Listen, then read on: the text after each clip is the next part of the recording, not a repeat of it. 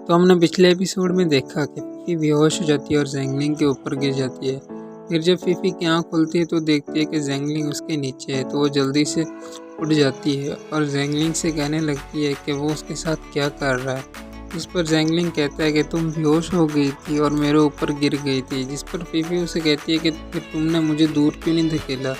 जिस पर ज़ैंगलिंग कहता है कि तुमने कहा था कि अगर मैंने तुम्हें छुआ तो तुम मुझे मार डालोगी।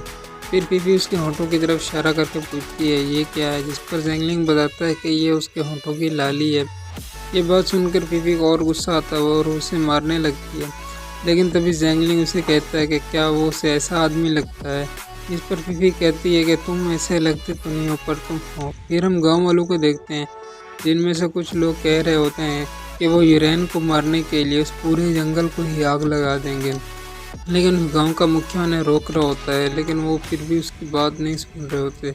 फिर गांव का मुखिया कहता है कि तुम्हें 5 पर्वतों के योद्धाओं पर भरोसा रखना चाहिए, अगर वो उसे नहीं हरा पाए तो फिर हम भी नहीं हरा सकते। फिर गांव वाले वहां से चले जाते हैं, लेकिन गांव वाले उसकी बात नहीं सुनते और फिर वहां से चले जाते हैं।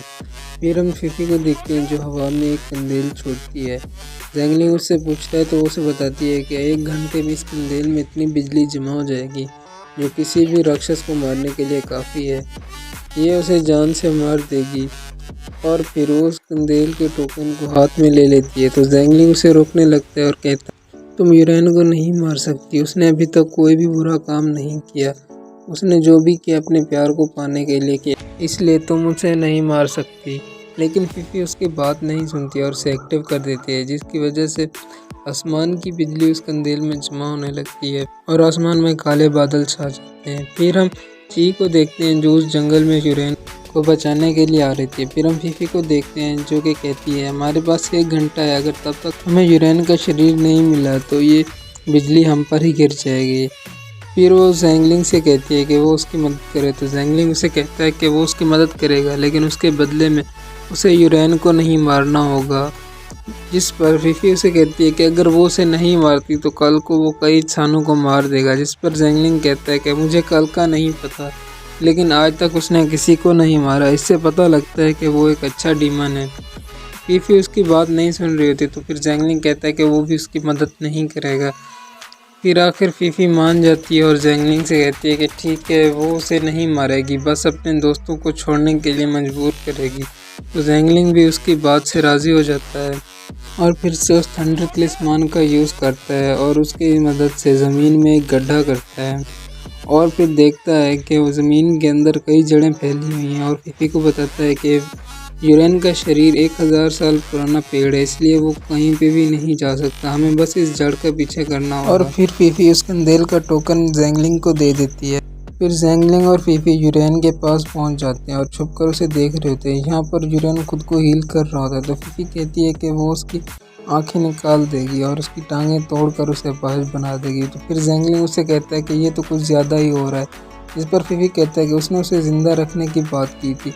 फिर ज़ैंगलिंग उस टोकन को देखता है और कहता है कि हमारे पास ज़्यादा वक्त नहीं है। उनकी ये बातें यूरेन सुन लेता है और उन पर हमला कर देता है, जिसकी वजह से आसपास के जंगल के सारे पेड़ पौधों का कलर लाल हो जाता है और खून के रंग की पंखुड़ियाँ नीचे गिरने लगती हैं। तभी कुछ लोग यूरेन पर हमला कर देते हैं और वो टैबलेट वहीं पर गिर जाता है।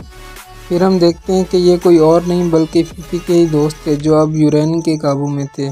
फीफी उन्हें जगाने की कोशिश कर रही होती है, लेकिन वो फीफी पर हमला कर रहे होते हैं और उसे मारने की कोशिश कर रहे हैं। फीफी उनसे काफ़ी बच रही होती है, लेकिन फिर भी उसे काफ़ी दिक्कत आ रही थी क्योंकि वो भी योद्धा थे और वो तीनों एक साथ ही फीफी पर हमला कर रहे होते हैं। फिर फीफी उनमें से एक लड़की को पकड़ लेती है, तो यूरेन उसे कहता है आगे बढ़ो और इसे मार डालो, लेकिन फीफी से कुछ नहीं करती। वो तीनों फिर फीफी को हवा में उठा लेते हैं और अपनी पावर से उसे वहाँ पर कैद कर लेते हैं। तो फीफी ज़ैंगलिंग से मदद मांगती है, तो ज़ैंगलिंग एक पत्थर पर उस तलिस्मान का यूज़ करके फीफी की तरफ फेंकता है, जिसकी वजह से वहाँ पर एक ब्लास्ट हो जाता है और ज़ैंगलिंग भी नीचे गिर के बेहोश हो जाता है।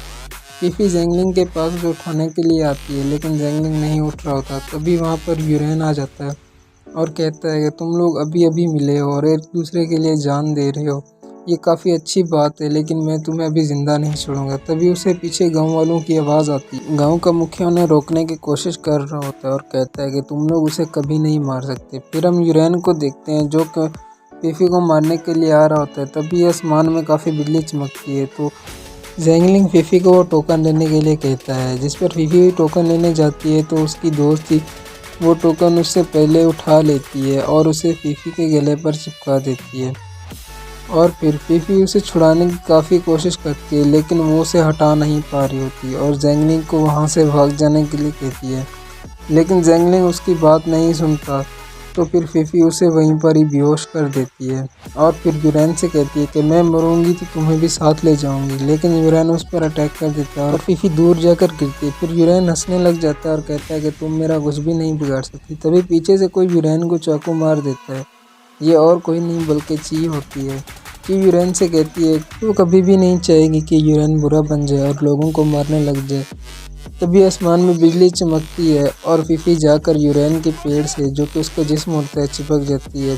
फिर यूरेन उसे रोकने की कोशिश करती है, लेकिन तभी थोड़ी सी बिजली आकर फीफी को लगती है, जिसका असर यूरेन पर भी होता है और फिर वो भी घायल हो जाता है। अभी भी उस कंदेल में बिजली जमा हो रही होती है। तो फीफी से कहती है कि असली बिजली तो अब गिरेगी जो तुम्हारे टुकड़े कर देगी और तुम कभी भी उस बिजली से नहीं बच पाओगे।